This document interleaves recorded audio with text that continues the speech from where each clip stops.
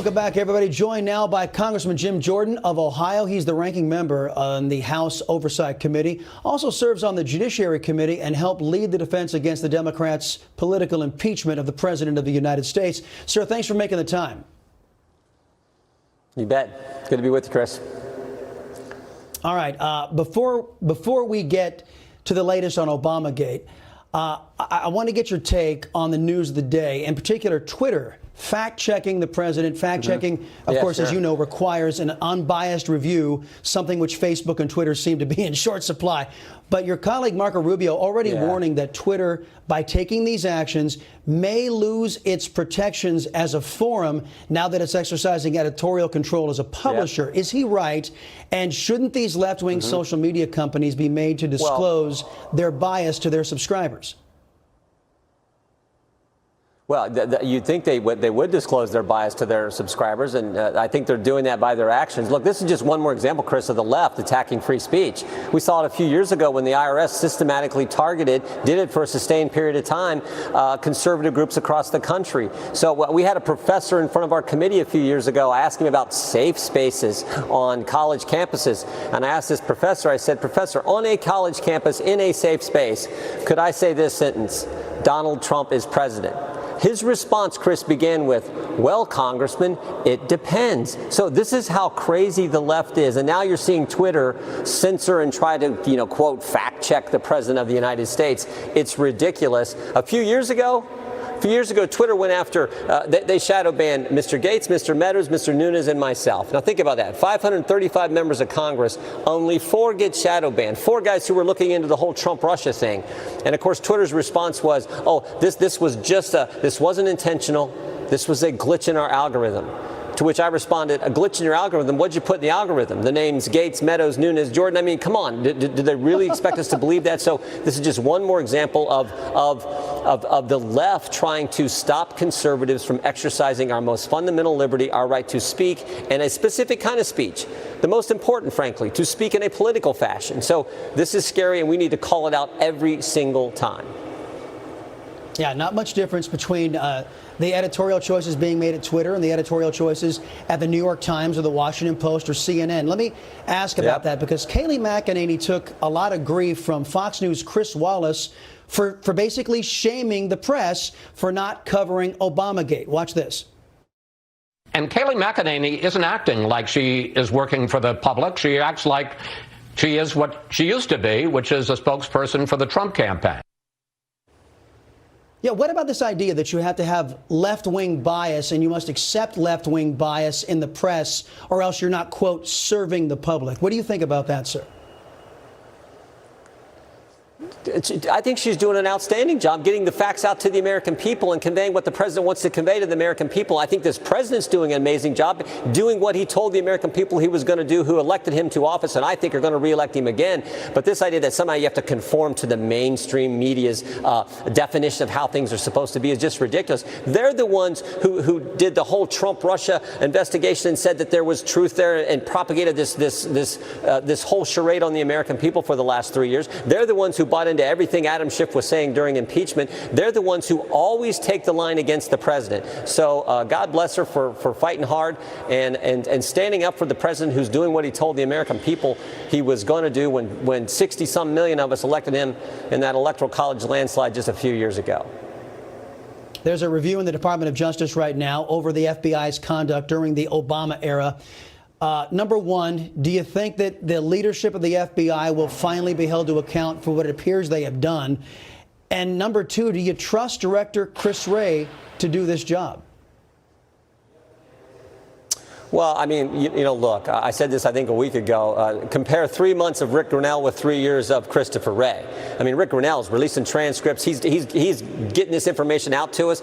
God bless his efforts. God bless the efforts of Bill Barr. I mean, we wouldn't have not of Chris learned about what they actually did to a 3-star general, to General Flynn, but for the actions of General Flynn's lawyer, Sidney Powell, Bill Barr, and of course, the efforts of Rick Grinnell. So this is serious. I hope Jim Comey is held to account. I really do.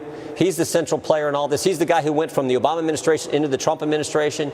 He was the guy, I think, that was going to protect their insurance policy, make sure no one found out about what they were trying to do to President Trump in the latter stages of the Obama administration. And so I hope he's held to account. And we should never forget this. In those critical days in May of 2017, Jim Comey's fired on May 9th. May 17th, Bob Mueller's named special counsel. In that 8-day time frame, the things that were going on at the top level of the FBI when Andy McCabe was the acting director, they were talking about Rod Rosenstein wearing a wire to record the President of the United States. They were talking about invoking the 25th Amendment to remove President Trump from office. They were talking about an obstruction of justice investigation into the President. And they were certainly talking about the action they ultimately took, which was getting Bob Mueller named as the special counsel because Jim Comey leaked his memo. So that's scary stuff, and Comey's involved in all this. So I hope the investigation John Durham and Bill Barr are doing gets to the heart of all this and really holds Jim Comey accountable, because I think he's the central figure in all this. Yeah, and I think he's a key figure, absolutely, and as you articulate, perhaps a central one.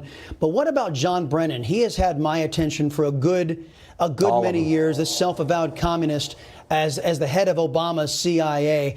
We know he lied before Congress, among other things.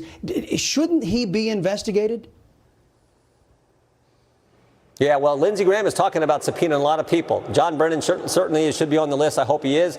Jim Clapper, we know he lied, because we found out he lied to a Senate committee when Mr. Wyden asked him the question. So I think all these people were involved. But remember, Comey is the guy in January of 17. I just talked about what happened in May of 17. Go back to January during the transition. Comey's the guy who tells Peter Strzok, those agents who think Mike Flynn should not be investigated any longer, who think he did nothing wrong, tell him to keep investigating. The very next day, Comey meets with President Obama and they talk about General Flynn. The day after that, January 6th, Comey goes to Trump Tower and briefs President-elect Trump on the dossier.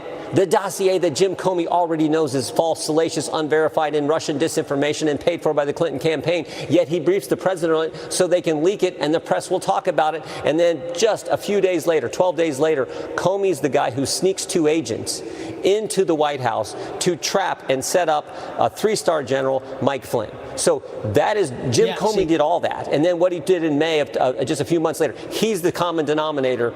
Like I said, I hope that he is getting a good second look and being held to account for what he did. Now, you want to talk to these agents. You want to talk to these guys who are asking the question, I guess, of leadership. Do we need to get Flynn fired? Should we get him to lie? Yeah. First off, would you comment, is that the job of the Federal Bureau of Investigation, to get people fired or to get them to lie? No. And these 2 FBI agents, why do you think they're crucial to talk to? And will Nancy Pelosi let you talk to them? Well, no, the job of the FBI is to investigate crimes, not to go try to set up an American citizen. In this situation, a guy who served our country for 3 decades and was a general, 3-star general. So no, that is not their job. We want to see the Kislyak conversation that he had with General Flynn.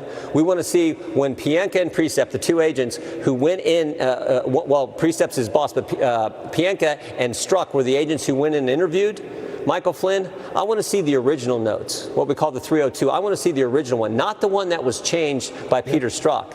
So I want to see all those documents, the conversation with Kislyak that he had, the original 302, and then the doctored and changed 302, so we can compare them all. That's really what I want to see, and I want to talk to Mr. Pienka and Mr. Precept. I doubt if they're going to come in, but we've sent a letter to both the FBI director and to them individually. AG Barr has said that the FISA bill that was really modified by the Senate and has been sent over to the House of Representatives right now, Congressman, they don't support it. They're recommending the president veto it because, among other things, it will not stop another Obamagate in the future. What are your thoughts? Well, the bill is a pretty good piece of legislation with the amendment that Senator Lee added to it, and the amendment that we were going to get added. I think now the Democrats have changed that by one of my colleagues, Warren Davidson. But I agree with the president.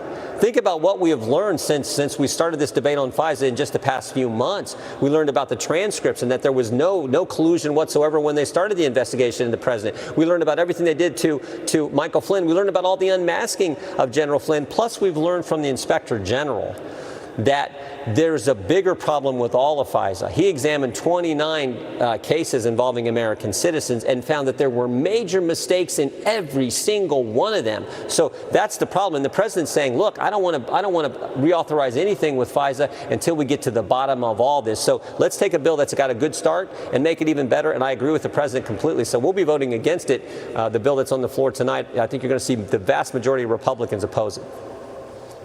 Last thing, I want you to turn your focus to China, if you could, sir. Mike Pompeo basically saying that Hong Kong is no longer autonomous.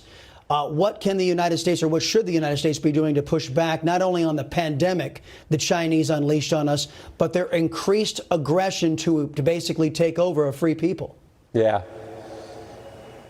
Well, we should always stand up for freedom. That's what America does so well, has always done and does best, and this president understands it. We should not be sending your tax dollars, my tax dollars, more importantly, the folks I get to represent, and any American citizen's tax dollars to the World Health Organization. I mean, the president was right to cut off that money. What did the Democrats say? No, no, no, no. We want to go ahead and send the money there. I got a colleague who says it best. We don't need to pay organizations to lie to us. They'll probably do it for free. So that's a great place to start to send a message. The president's also negotiating better trade agreements with China. This president understood this concern right from the get-go, campaigned on it, and is really leading on this issue. So that's the course of action we need to continue to follow. All right, covered a lot of ground. Congressman Jordan, we appreciate the time here on the Chris Salcedo Show. Let's visit again. You just watched Newsmax TV, America's fastest growing news channel, now in 65 million homes. Get Newsmax TV on all the major cable systems, or go to newsmaxtv.com and click on the Find Newsmax tab to locate us. Remember, Newsmax TV, we're real news for real people.